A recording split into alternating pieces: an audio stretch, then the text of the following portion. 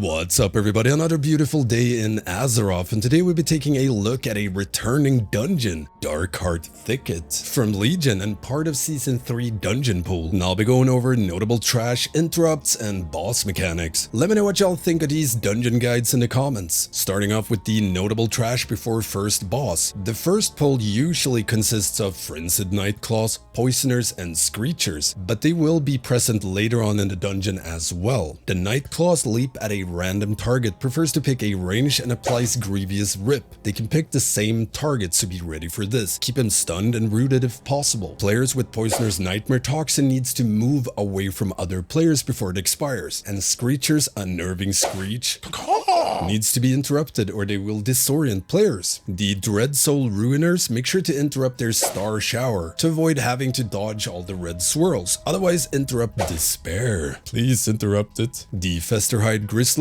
Bear, they cast Maddening Roar, which increases damage taken by subsequent roars, so needs to die before it gets unhealable. This can be outranged, 30 yards, will also spawn Abomination Adds that fixates and leaves pool on the ground, can be CC'd or nuked down. Now right before the first boss, there's two of these Grizzly Bears. Enjoy on Fort Keys. The Crazed Razorbeaks, keep an eye on their propelling charge. It feels pretty dumb when you get ass rammed by a birdie and die. So first boss, Archdruid. You want to always be spread and move out and away from Nightfall pools on the ground. Pools are bad. These will spawn adds that leaves poop on the ground when they walk. Stun and prio nuke these down. Kite into melee if possible. Now the boss will cycle between leaping on the furthest away ranged player and charging the tank with Primal Rampage. The Grievous Leap can be baited by having a ranged DPS or healer always be furthest away. It deals a metric ton of damage and it leaves a dot that only goes away if they get healed above 90%. Now Rampage will knock anyone hit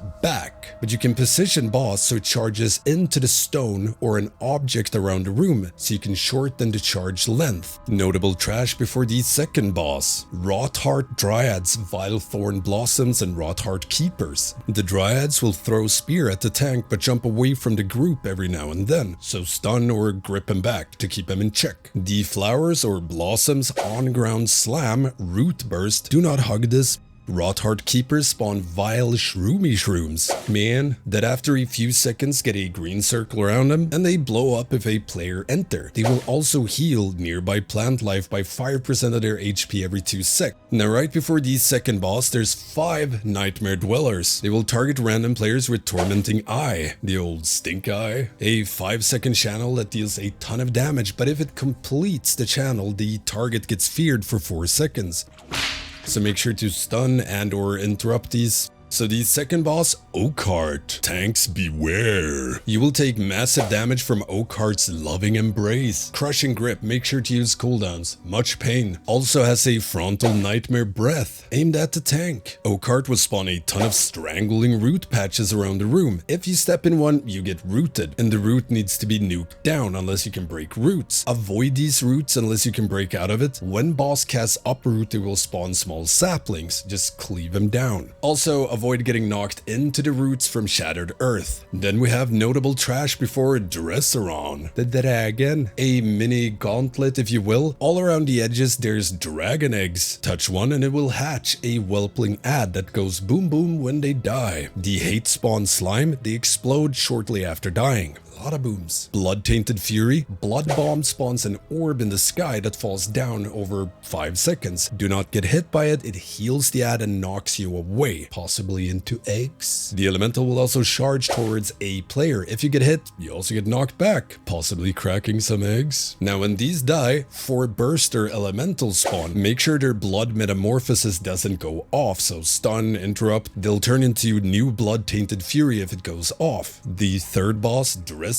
More eggs all around the edge of the room, so be extra careful. You want to face boss away from the group, Frontal Breath of Corruption. When boss casts Downdraft, you'll get pushed back from boss. The closer you are to the boss, the weaker the pushback is. Keep an eye on the puddles following Earth-Shaking Roar, and reposition boss and group if needed. These are somewhat baitable as they spawn on player's location. Then we have trash before the last boss. The Dreadfire Imps, prio interrupt their Dread Inferno, Firebolt if possible. Summoners, you want to interrupt Curse of Isolation, and then Shadow bolt if possible. Ignore the Deadeye Shadow clone, it will die when the real one does. The Bloodseeker bats apply a disease, Dark Soul Drain, that should be dispelled if possible. This also heals the bats on application, so AoE stuns are great here to make sure they don't get healed. They also slap the tank tremendously. Then we have the last boss, Shade of Xavius. Players hit by Nightmare Bolt will get Waking Nightmare and get silenced until near another player. Stay stacked up to prevent this from doing anything. Unless you get targeted by Induced Paranoia, which fears you if you get near another player. So if you see it on the tank, just run into them so they get feared.